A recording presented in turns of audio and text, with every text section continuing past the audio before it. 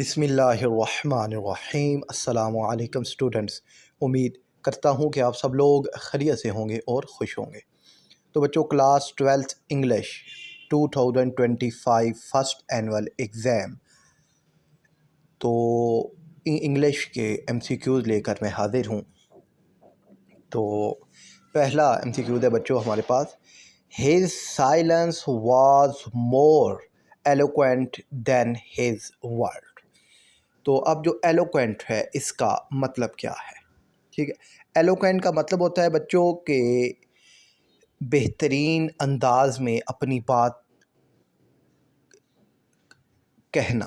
ठीक है, तो यानी अपनी बात का इजहार करना। तो यहाँ पर इसका जो दुरुस्त जवाब है वो है एक्सप्रेसिव। ठीक है, एक्सप्रेसिव। ठीक है, कि फ्लुएंट अंदाज में किसी से कम्युनिकेशन करना। और जो है एपिथेटिक, इसका मतलब होता है कि बग़ैर फीलिंग के। ठीक है, और इनडिफरेंट का मतलब होता है कि जिसमें ख़याल रखने की सलाहियत ना हो। रिजिड, रिजिड कहते हैं सख्त को, यानी इनफ्लेक्सिबिलिटी, या जिसमें फ्लेक्सिबिलिटी ना हो। तो यहाँ पर जो दुरुस्त जवाब है वो है एक्सप्रेसिव। Eloquent mean expressive. दूसरा MCQs है बच्चों, अ लाई हैज़ नो लेग्स। तो अब इसका क्या मतलब है? तो अब यहाँ पर कौन सी फिगर ऑफ स्पीच इस्तेमाल हो रही है? मेटाफर बच्चों ये कहते हैं इस्तिहारे को। ठीक है, और सिमिली ये कहते हैं तशबीह को। और पर्सोनिफिकेशन के एक इंसानी खूबी किसी बेजान चीज़ को दे देना। और एलिटरेशन होती है कि जिसमें रेपिटिशन ऑफ वर्ड्स होती है। ठीक है, या रेपिटिशन ऑफ साउंड्स भी आप कह सकते हैं। अब यहाँ पर ये देखिए, लाई हैज़ नो लेग। लाई झूठ एक नो लिविंग है, बेजान है, और लेग्स टांगे एक जानदार चीज़ की चीज़ के लिए इस्तेमाल होती हैं।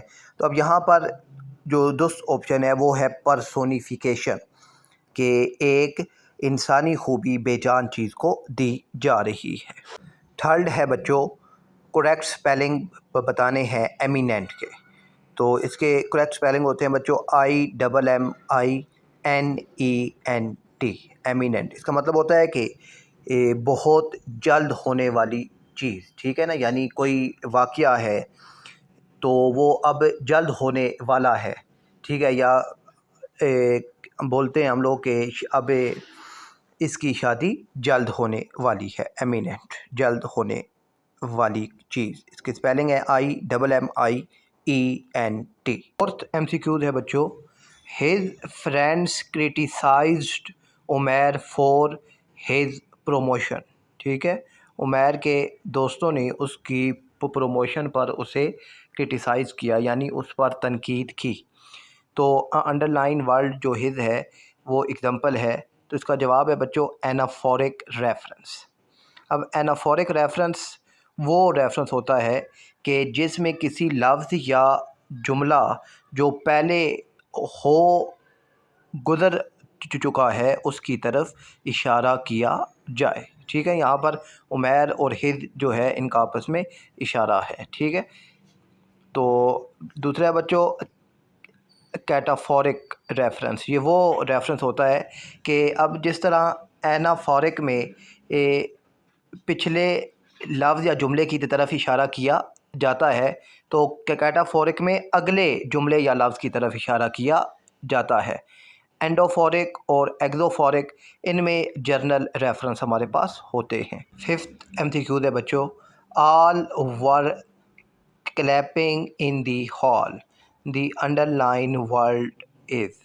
तो यहाँ पर बच्चों जो उसका दुरुस्त जो जवाब है वो है इनडेफिनेट प्रोनाउन है। ठीक है, ये एक जर्नल के तौर पर आल जो है इस्तेमाल हो रहा है सब के लिए, तो ये इनडेफिनेट प्रोनाउन है। पर्सनल प्रोनाउन आपको मालूम है आई, ही, दे वगैरह होते हैं। रिलेटिव प्रोनाउंस हु, विच, जो WH वाले लफ्ज़ होते हैं। एम्फेटिक प्रोनाउंस जैसे कि हिम सेल्फ, माई सेल्फ वगैरह होते हैं। 6 है बच्चों, which genre intends in good faith to present only truth, fact and figures regarding information, event और पीपल। यानी कि वो लिस्ट या स्टाइल के कौन सा है जिसमें जो हकीकत और सच पर मबनी हो, तो उसे कहते हैं बच्चों नॉन फिक्शन।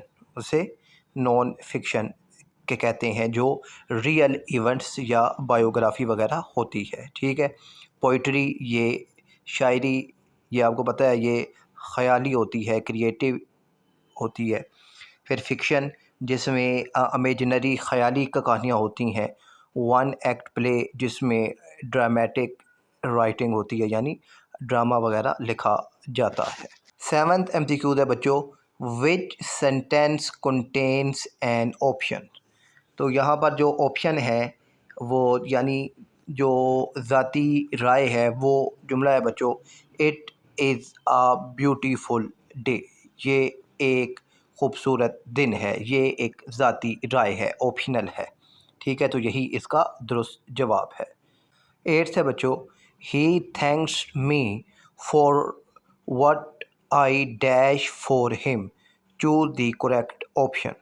तो यहाँ पर जो इसका दुरुस्त जवाब है वो है हैड डन, यहाँ पर आएगा, क्योंकि ये पास्ट परफेक्ट हैड डन ये उस वक्त आता है कि जब माजी में एक काम मुकम्मल हो चुका होता है।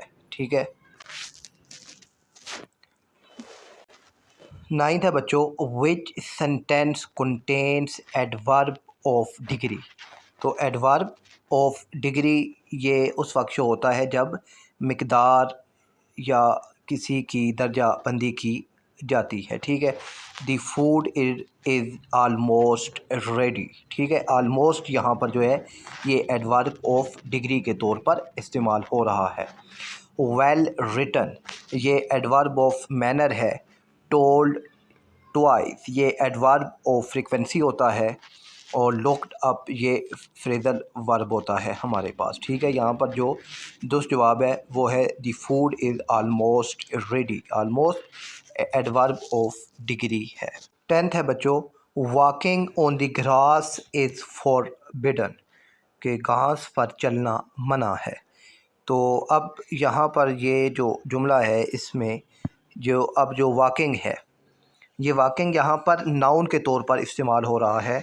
तो जब वर्ब नाउन के तौर पर इस्तेमाल होती है तो वो हमारे पास जेरेंट होता है। ठीक है, यहाँ पर दुरुस्त ऑप्शन है जेरेंट। 11th MCQ है बच्चों, rose is dash sweetest of all flowers.